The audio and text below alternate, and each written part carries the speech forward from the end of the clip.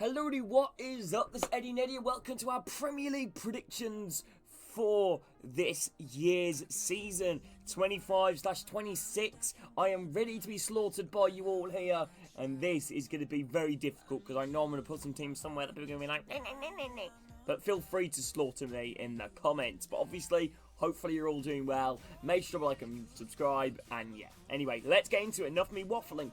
So, for the relegations over the bottom of the league, I'm actually going to go with Burnley. Despite Burnley making a lot of transfers and a lot of money spent, and a good foundation-ish of a squad already, but they've already lost quite a few of their key players, in my opinion. Well, two of their key players. Josh Brownhill's obviously departed after the expiry of his contract, and James Trafford has gone to Manchester City. And still for Burnley, no replacement yet. However, they have strengthened their side with Amanda Brozier, Okachwokru.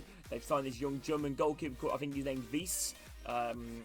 They've also signed, Kyle Walker at right back, which is another, solid signing for a, relegated team.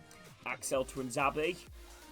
Alright signings they've made, but I just struggle to see goals for Burnley. I really do. I just struggle to see that goal department. They need a striker.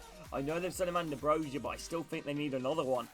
Because Amanda Brozier, let's be honest, he's not the most reliable. He had a good idea. Anyway, yeah, Burnley, 20th. In 19th, I'm going to go with Sunderland. I know a lot of people are backing Sunderland to stay up. I'd love Sunderland to stay up. A proper, traditional club. A club which is, former Premier League team. Had some great memories in the Premier League. But despite them signing high-profile players like Granit Xhaka, being one of them, had Simon Adringa from Brighton as well. I think another really good signing. Habib Diarra in midfield. Another really good signing as well. Signing a young Congo midfielder whose name I can't really remember right now. Oh no, is it like Sadiki? But yeah, I put Sunderland in 19 purely because of the fact that I just think they've got a lot of work to do still with their squad now, and I do fear about that side, gelling as quickly as it needs to. So yeah, I'm going to go 19th. 18th, I'm going to go with Brentford. I feel like I do this most years. I predict Brentford go down, but they surprise me. But there is a good case for Brentford this year. No Thomas Frank, departed to Spurs. Keith Andrews, his first managerial job. No Mbeumo, he left. No Christian Nordgaard, he's gone to Arsenal. Visa, set to leave in real life, still wants to leave Brentford. And not really many signings for Brentford. They've also lost Flecken. But, they have signed Kelleher, solid. Sean Henderson, okay, have a bit of experience, but they need to replace them goals for Mbeumo. I don't think they've done that yet.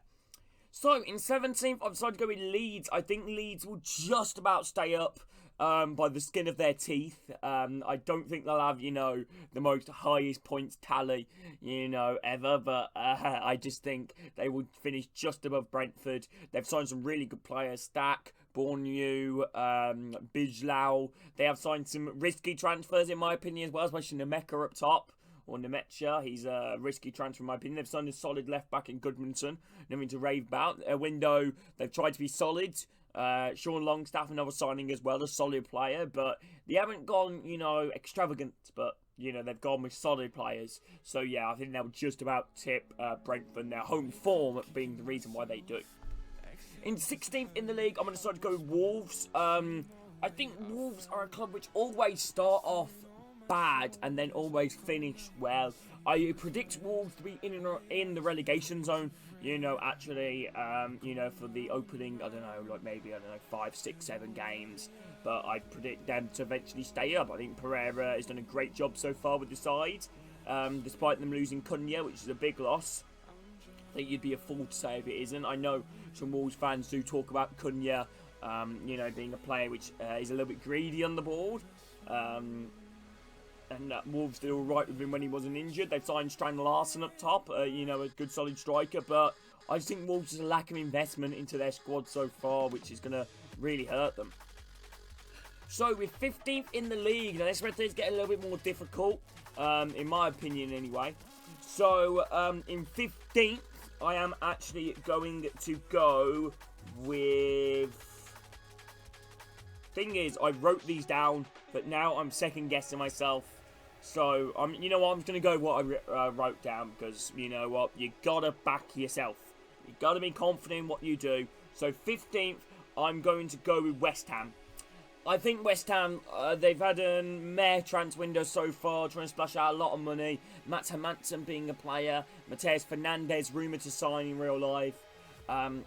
They've signed Juve as a left back, but I just think it's really underwhelming. Them losing Cudders as well is a big loss. Players like Lucas Paqueta has been linked to moves away, as well as Thomas Souček. But yeah, I think West Ham, I think they'll be down there this year. I really do. But then again, I don't think it's going to be, you know, like a massive point difference. I feel like 15th could be 3 points off 11th. I feel like it's going to be really close this year between them teams. In 14th, I'm going to go with Bournemouth. Bournemouth have been absolutely raided this transfer window. Obviously lost a lot of their big players. Dean Huijsen, Kekeres, Zabrani. So they pretty much lost their entire defence. Yeah, it's just not. I feel like they've been absolutely raided. You know, they've signed obviously some players in real life to try and replace that. Petrovic being one of the bigger signings. Truffet from Stade Rennais. I think they'll have a solid year this year, but 14th mid-table, not terrible. In 13th, I'm going to go with Fulham.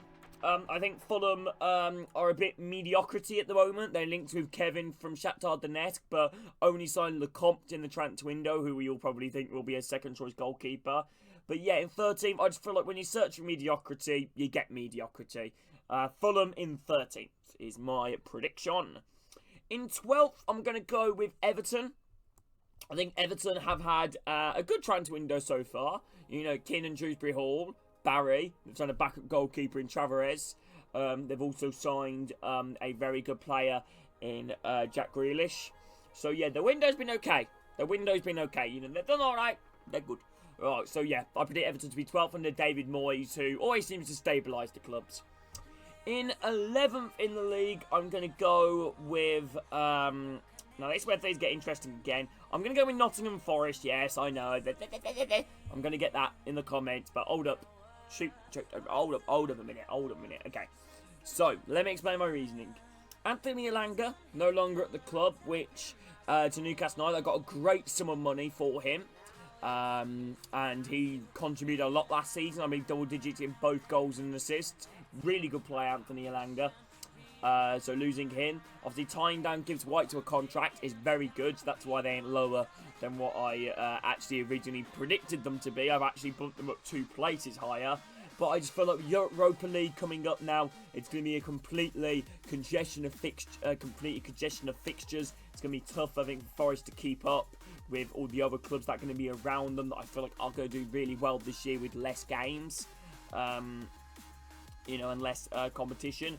I do feel like Nottingham Forest have had an okay transfer window, though, in terms of links and rumours. Obviously, they're heavily linked with Douglas Luiz at the moment. James McAtee being another one from Manchester City. He seems to be set he's going to sign for the club.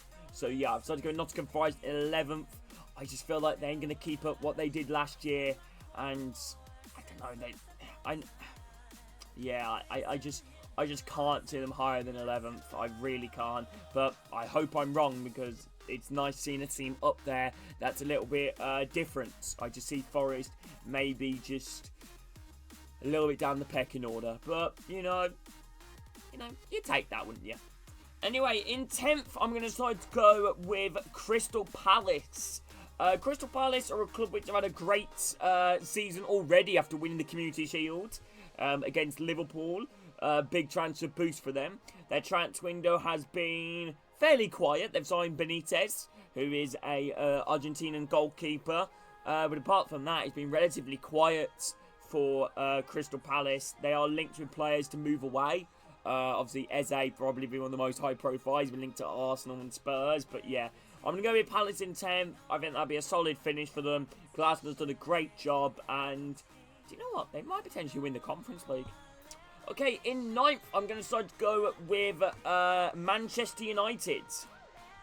Manchester United are going big this year in terms of signings. Mbeumo, Cunha, Sesko, obviously they're linked with Baleba. Obviously a lot of deadwood they're trying to clear out. Rashford's gone to Barcelona. Players like Garnacho has been linked with Chelsea. Obviously they let go of players like Victor Lindelof and, you know, some of the deadwood. So yeah, I'm going to go Man United in 9th. I just feel like again, I know they've signed a lot of forwards, but I felt like one of their biggest problem last season with their defence. They had a lot of injuries, and they need to try and improve that department of the team. Obviously, goalkeeper department is something they must be looking at. I mean, if they signed Donnarumma, honestly, I wouldn't be against maybe putting them in the 6th through their link to them at the moment, but it's going to be really hard to get that deal done, especially with Man City, lurking around the corner. So, yeah, I'm just going to go in 9th. In 8th, I'm going to go with Brighton. I actually predict Brighton to have a really good year this year. I really think they'll do well. I feel like Brighton are always a club which always seems to improve upon every year. They've got a really good foundation of a squad already, and signed some good players like Bashagli at the centre-back department, the French PSV defender. So, yeah, I'm going Brighton in 8th. In 7th, I'm going to decide to go with... I'm going to go with Villa. Villa in 7th. I think Villa are in a bit of an interesting scenario in real life. They can't really sign that many big profile players without letting a player go. As you see, Gus End, signed for the club, the Ivorian forward, for a lot of money. But no shock, a day later or a couple of days later, Jacob Ramsey set to sign for Newcastle United. So, I mean, that's where Villa are at the moment financially, not in the best of situations. That's why I predict them a little bit lower than what most people probably would. So, yeah, I'm going to go with Villa in 7th. In 6th in the league, I'm going to decide to go with Spurs. I think Spurs are going to boss it this year with Frank. I think they're going to do really well. I think Frank is a great manager. I feel like their signing so far in the transfer window has been not incredible, but not terrible. Cudders, I think a really solid signing, out wide.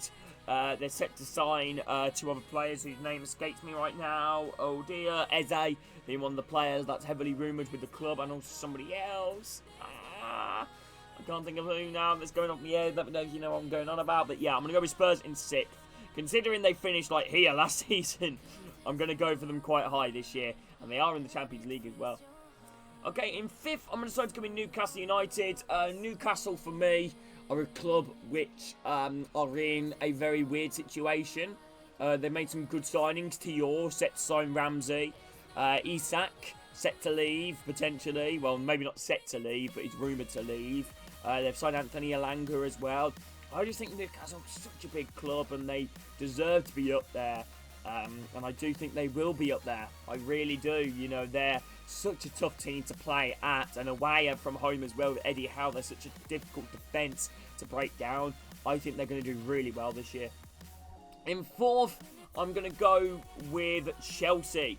I think Chelsea are massive underdogs this year to do really well. They've made some incredible signings, in my opinion. I think they're playing really well. They've had a good pre-season, winning the Club World Cup as well, going in on good form.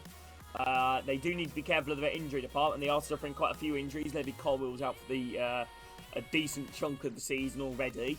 So, yeah, I'm going to go with Chelsea in 4th. I think they play some great football, and I think they've got goals in their team. And I think João Pedro will potentially be the biggest shocker this year. Okay, in 3rd, I'm going to go with Manchester City. Man City have gone a lot more extravagant this transfer than they have in previous seasons. Donnarumma linked to the club. They've signed James Trafford. They've signed Reinders. They've also signed some other players as well. Victor Reis has gone out on loan to Girona. They've signed Ryan Cherki. They've signed Marcus Bettinelli, who ain't really going to help out the team, but, hey, it's another signing. So, yeah, Man City in 3rd. I think Pep will have a good year this year, but again, I don't think he will win the Premier League. In 2nd, I'm going to go with Arsenal, and you guys know what that means. Liverpool in 1st. Let's talk about Arsenal. Arsenal will win a trophy this year. They'll win the FA Cup or the Carabao Cup. I'd bet my life on that. I think they'll do well there.